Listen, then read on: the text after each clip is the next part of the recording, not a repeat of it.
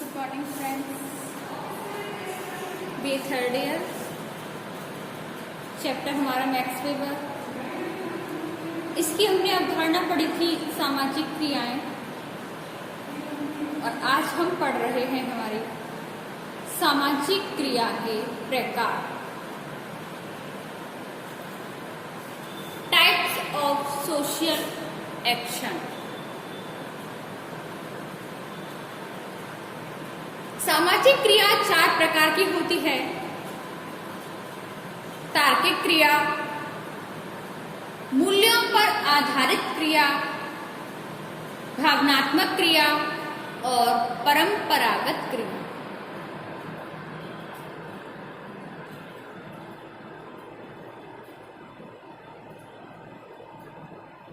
व्यक्ति विभिन्न साधनों के द्वारा अपने लक्ष्य को पाने का प्रयत्न कर सकता है। इसका अर्थ है कि लक्ष्य और साधनों को प्रभावित करने वाले आधार एक दूसरे से अलग होने के कारण भी व्यक्तियों की सामाजिक क्रियाओं में भिन्नता स्पष्ट दिखाई देती है। जैसे कि व्यक्ति के लक्ष्यों को और उस लक्ष्य को प्राप्त करने वाले साधनों के आधार पर मुख्य रूप से व्यक्ति का विवेक, सामाजिक मूल्य, व्यक्ति के संवेग और प्रथाएं होती हैं।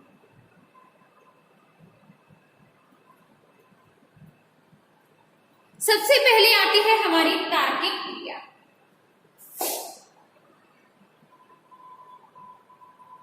तार्किक क्रिया के अंतर्गत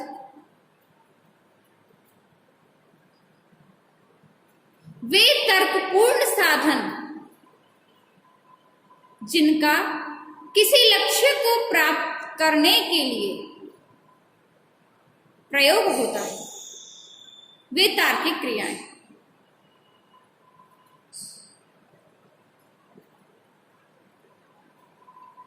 तार्किक क्रियाएं वे हैं जिनके लिए कर्ता द्वारा न केवल एक लक्ष्य का निर्धारण किया जाता है, बल्कि उसे प्राप्त करने के लिए अपनी क्षमता के आधार पर ही उसके साधनों का चुनाव किया जाता है।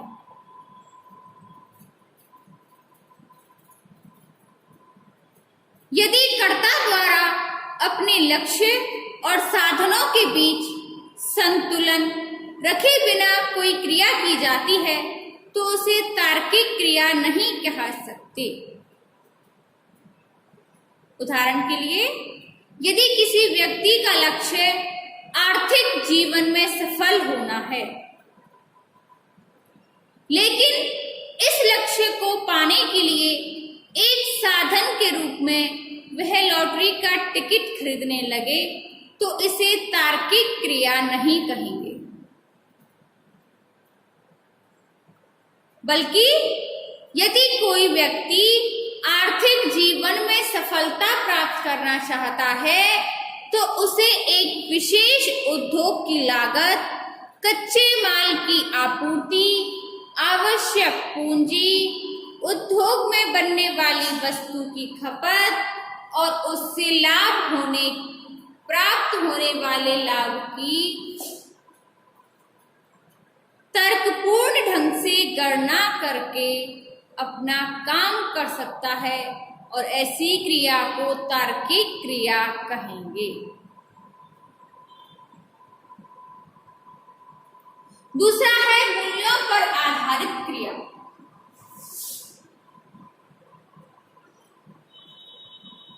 इस प्रकार की क्रिया में कर्ता किसी लक्ष्य को प्राप्त करने के लिए साधनों का तर्कपूर्ण ढंग से उपयोग करने के बाद भी वह जिन लक्ष्यों का चुनाव करता है वे कुछ विशेष मूल्यों से निर्धारित होते हैं, या अर्थात ऐसी क्रियाएं जिनका वैयक्तिक स्वार्थ से संबंध न होकर कुछ महत्वपूर्ण मूल्यों को प्राप्त करने से संबंधित होते हैं।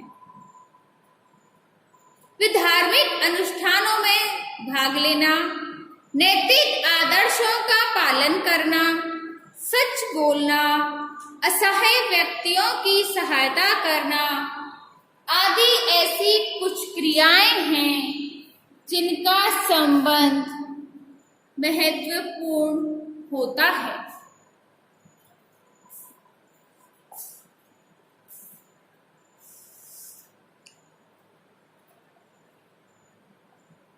यदि डूबते हुए एक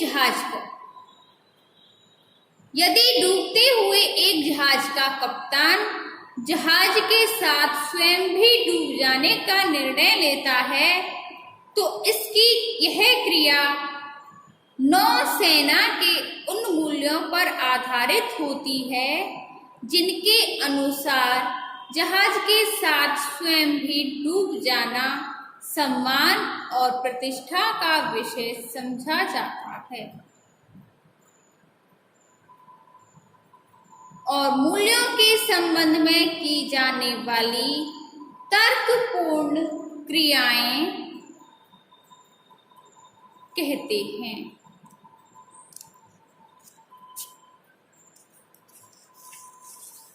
तीसरा पॉइंट है भावनात्मक क्रियाएं।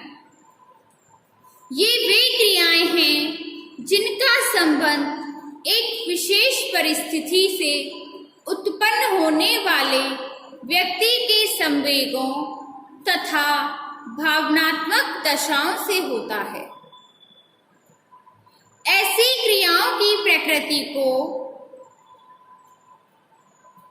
विशेषतः जिनमें भावना तथा आवेग की मनोवृत्तियां अधिक होती हैं, जैसे कि भय, क्रोध, घृणा, प्रेम, त्याग, सहानुभूति। उदाहरण के लिए, एक अच्छा तैरने वाला होकर भी यदि कोई व्यक्ति अपने पड़ोस के किसी बच्चे को गहरे पानी में डूबते हुए देखकर भी उसे बचाने के लिए स्वयं भी पानी में कूद पड़े, तो ऐसी क्रिया को भावनात्मक क्रिया कहा जाएगा, क्योंकि इसमें हम की भावनात्मक प्रक्रिया जागृत होती है, हम की भावना होती है। इसी तरह खिलाड़ियों द्वारा एक दूसरे को चोट पहुंचाकर भी जीतने का प्रयत्न, या युद्ध के अवसर पर सैनिकों द्वारा खतरे को समझते हुए भी अपने जीवन का बलिदान कर देना भी भावनात्मक क्रिया होती है। ऐसी क्रियाएं एक विशेष परिस्थिति में उत्पन्न होने वाले संवेगों पर आधारित होती हैं।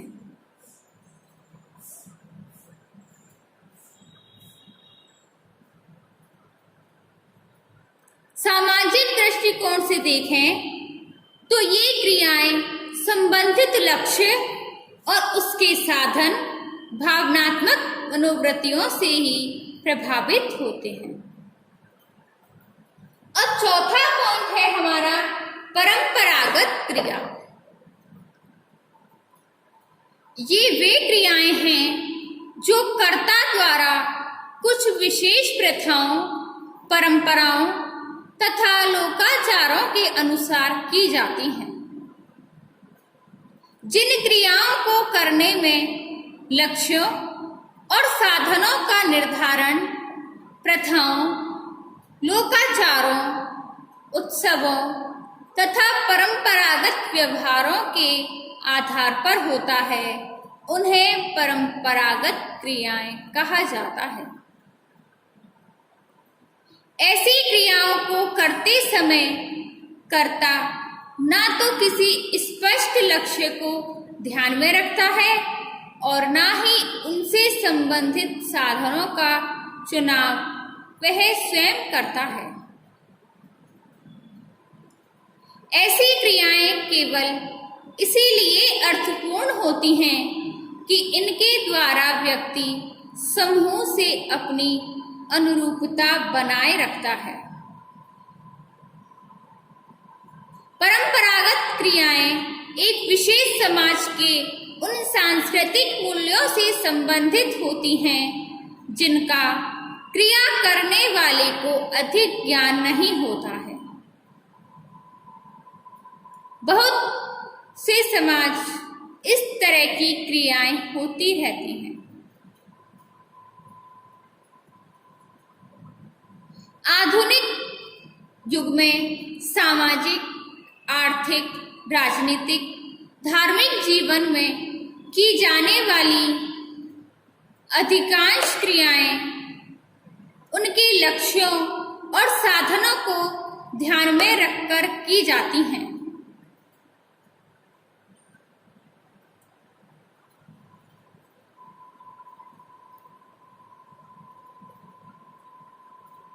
तो स्टूडेंट्स, आज हमने सामाजिक क्रियाओं के प्रकार के बारे में जाना है। इसके आगे हम देखते हैं अपनी नेक्स्ट वीडियो में। धन्यवाद।